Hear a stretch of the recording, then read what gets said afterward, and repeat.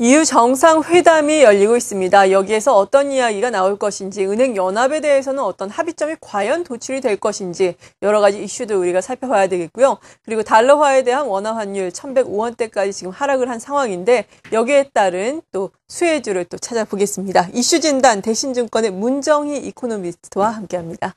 안녕하세요. 네, 안녕하십니까. 네. 먼저 이번 주 들어서 중요한 경제 지표들이 많이 발표가 됐습니다. G2 그렇습니다. 앞서서 저희가 일부에서 짚어봤는데 좀 양호하게 발표가 되면서 경기 저점에 대한 기대감이 커지고 있지 않습니까? 이 그렇습니다. 부분 먼저 살펴주시죠. 일단 금주에 발표된 이제 미국과 중국의 경제 지표들이 전반적으로 시장 예상치에서 크게 벗어나지 않았고요. 미국 같은 경우에는 경기 모멘텀이 어느 정도 받쳐준다라는 시그널을 좀 보여줬다라고 볼 수 있겠습니다. 금주에 발표된 지표로는 이제 소매 판매와 산업 생산, 그리고 이제 주택시장 지수들이 발표가 됐고, 주택시장은 여전히 미국 경제에 있어서 가장 기대할 부분이다라고 보고 있고요.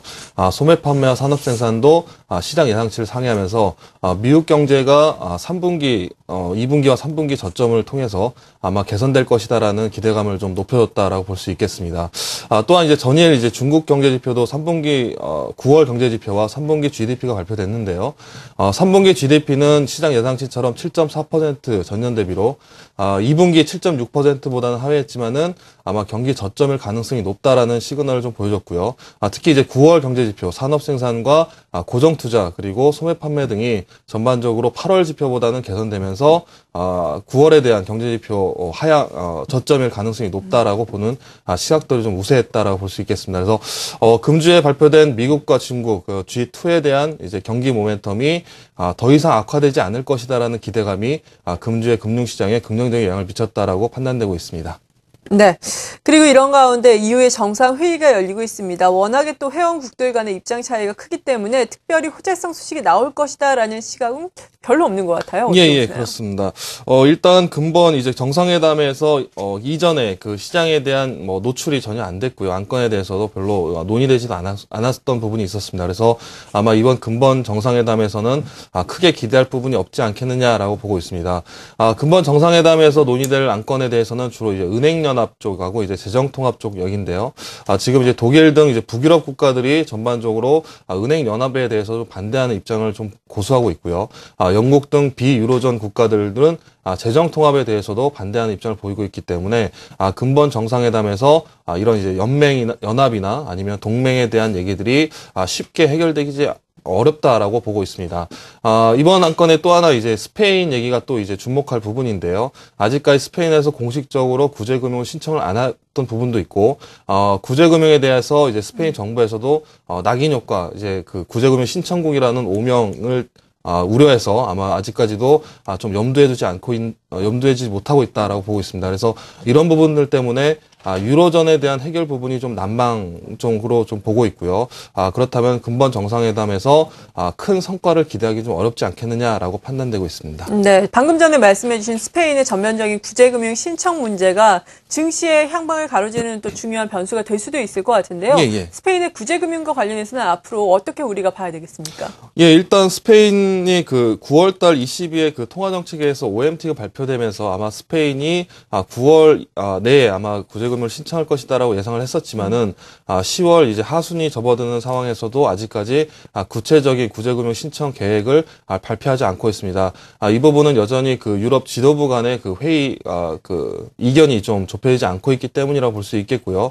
최근에 그 스페인에 대해서 전면 구제금융보다는 그런 이제 낙인 효과를 우려해서 그런 것보다는 이제 그 ESM에 대해서 필요 자금을 지원하는 형태 그리고 이런 것들을 이제 신용 확대 정책으로 통한 이제 우회적인 자금 지원 쪽을 이제 가닥을 잡고 있는 것 같습니다. 하지만은 여전히 이 부분에 대해서도 스페인과 유럽 지도부 간의 그 이견이 좁혀지지 않고 있기 때문에 아마 10월 내에 그 스페인 구제금융이 발표될 가능성이 있지만은 여전히 그 가능성에 대해서는 여전히 논란이 있다라고 보고 있습니다. 다만 이제 지금까지 9월달, 10월달 접어들면서 스페인이 구제금융을 받을 가능성은 좀 낮아졌고 그리고 그에 따른 규모, 예상되는 규모도 크진 않을 것이다라고 본다면은 아마 스페인 구제금융 신청 얘기가 나오면은 아마 스페인의 리스크는 다소 완화될 것이다라고 예상되고 있습니다. 네. 그리고 이제는 달러화에 대한 원화 환율, 원화 가치에 대한 이야기를 해볼 텐데 1,105원, 1,104원 연중 최저치 수준까지 떨어졌습니다. 떨어졌다라고 한다면 변동성이 상당히 크게 느껴지지만 물론 많이 하락한 거는 사실이지만 그래도 예년과 비교해 봤을 때는 완만하게 하락하고 있지 않습니까? 네, 그렇습니다. 앞으로는 어느 정도까지 우리가 예상을 해봐야 될까요? 지금 이제 원달러 환율이 1,105원대까지 이제 내려왔고요. 1,100원대를 아마 하향 돌파할 가능성이 좀 있어 보입니다. 그 이유는 첫 번째로 원화의 그 저평가 환율이라는 실질 실효 환율이 낮기 때문에 저평가에 있고요. 또 하나 이제 무역 수지나 경상 수지가 계속적으로 흑자를 보이고 있기 때문에 그런 측면 원화 절상 압력이 높다라는 측면이 있고요. 또 하나는 이제 원달러를 봤을 때는 미국과 국내의 금리차 수준을 보더라도 원달러 환율은 1,100원을 하향 돌파하는 것이 펀더멘탈 측면에서는 명분이 있다라고 보고 있습니다. 다만 이제 절상 속도는 상당히 완만하게 계속될 것으로 보고 있는데요. 그 이유는 글로벌 금리, 채권 금리나 글로벌 증시 그리고 이런 가격 변수들이 전반적으로 낮은 변동성 그리고 박스권에서 움직이고 있기 때문에 원달러 환율의 하향도 상당히 완만하게 이어질 것으로 예상되고 있고요. 연말 수준, 그러니까 12월 말 정도 된다면은 대략 한 1,080에서 1,090원 수준, 지금보다 10원에서 한 20원 정도의 하락폭을 예상되고 있습니다. 네, 그 원인에 대해서 짚어주시면서 달러화 대비해서 아시아 주요 통화의 강세 흐름에 우리 원화 가치도 지금 편중을 하고 있는 것이다라고 짚어주셨는데 사실 선진국의 양적 완화 이후에 신흥국도 자국의 통화를 방어하기 위해서 여러 가지 정책들을 내놓고 있습니다. 지난 도쿄에서 마감된 IMF 세계은행 연차 총회에서도 이러한 부분들에 대해서 묘한 신경전이 펼쳐졌다고 들었거든요. 예, 좀 그렇습니다. 짚어주시면서 향후에 통화의 흐름에 대해서도 살펴주시죠. 예, 지금 리먼 사태 이후로 이제 미국이나 유럽, 일본 같은 경우 선진국 같은 경우에는 대략 이제 통화량을 30% 이상 방출을 했는데요. 이 부분이 이제 글로벌 실물 경기로 유입되지 않고 잉여 시장으로, 잉여 유동성으로 나오면서 자산 가격 상승으로 이어지고 있습니다. 대표적으로 이제 원자재 가격의 상승을 부채질하고 있는데요. 결과적으로는 원자재 가격이 상승함에 따라서 원자재 가격에 가장 민감한 신흥국의 소비자 물가가 상승 압력이 높아지고 있고요. 결국에는 인플레이션에 대한 리스크가 선진국에서 통화량 방출로 인한 인플레이션 리스크가 신흥국의 인플레이션 압력을 높이는 요인이 되고 있다라고 보고 있습니다. 결과적으로 선진국과 신흥국 간의 이런 마찰경, 그러니까 신흥국은 선진국의 통화량 방출이 인플레이션 압력만 높인다라는 측면을 강조하고 있고요. 선진국은 신흥국이 저평가 환율로 인해서 그동안 이득을 봤기 때문에 통화 절상을 통해서 이 부분을 해결해야 된다라고 얘기를 하고 있습니다. 결과적으로는 이런 부분들, 통화량, 잉여 유동성에 대한 부분들이 인플레이션 리스크로 전이되면서 선진국과 신흥국의 통화에 대한 환율에 대한 이제 그 명분이 서로 이제 맞물리면서 그에 따른 이제 서로 이제 치킨 게임으로 갈 수 있는 확률이 높아졌고요. 만약 그렇게 될 경우에는 아무래도 서로 간의 경기 모멘텀, 경기 부양에 대한 카드가 상당히적으로 낮아지기 때문에 그에 따른 건 글로벌 경제의 하강 둔화에 대한 연장이 좀 더 지연될 수 있다는 부분이 우려되는 부분입니다. 네. 그리고 다음 주에는 미국에서 FOMC 회의가 예정이 또 돼 있습니다. 그리고 우리나라와 미국에서 3분기에 실질 GDP가 발표가 되는데요. 어느 정도로 예상을 하시는지 이에 따른 시장의 영향은 어떻게 미칠지 살펴주시죠.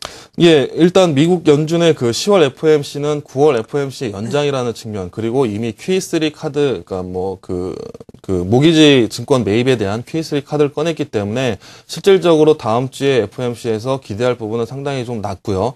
다만 미국 연준이 계속적으로 얘기했던 부분, 앞으로 미국의 재정 절벽 리스크에 대해서 정치권에 대한 얘기들을 아마 얘기할 것이다라고 보고 있습니다. 그래서 크게 영향을 미칠 부분은 아니고요. 미국의 이제 다음 주 금요일 날 국내 3분기 GDP하고 미국의 3분기 GDP가 동시에 발표될 예정입니다. 국내 3분기 GDP는 아마 전기비랑 0.2% 성장으로 가장 낮은 성장이 예상되고 있고요. 전년 대비로는 2%를 하회하는 성장이 예상되고 있습니다. 미국 같은 경우에는 전분기 연율로 한 1.8% 성장이 예상되면서 전분기보다는 좀 높아지지만 여전히 적정 수준이 2.0에서 2.4%보다는 낮은 수준의 성장이 예상되고 있습니다. 결과적으로 이런 부분은 3분기 GDP가 별로 좋지 않다는 부분은 시장도 어느 정도 알고 있는 부분이라서 4분기에 과연 얼마나 올라갈 것이냐라는 것을 기대할 부분인데요. 그 부분은 3분기 GDP 내 구성 항목들의 과연 3분기 GDP 기여도를 얼마나 높였느냐에 따라서 구분이 될 것 같고요. 그 부분은 아마 다다음 주 금요일 발표되기 때문에 그에 따른 영향을 알 수 있을 것이다라고 보고 있습니다. 네, 이렇게 다음 주에 우리가 주요로 살펴봐야 할 변수까지 알아봤습니다. 대신증권의 문정희 이코노미스트였습니다. 고맙습니다. 예, 감사합니다.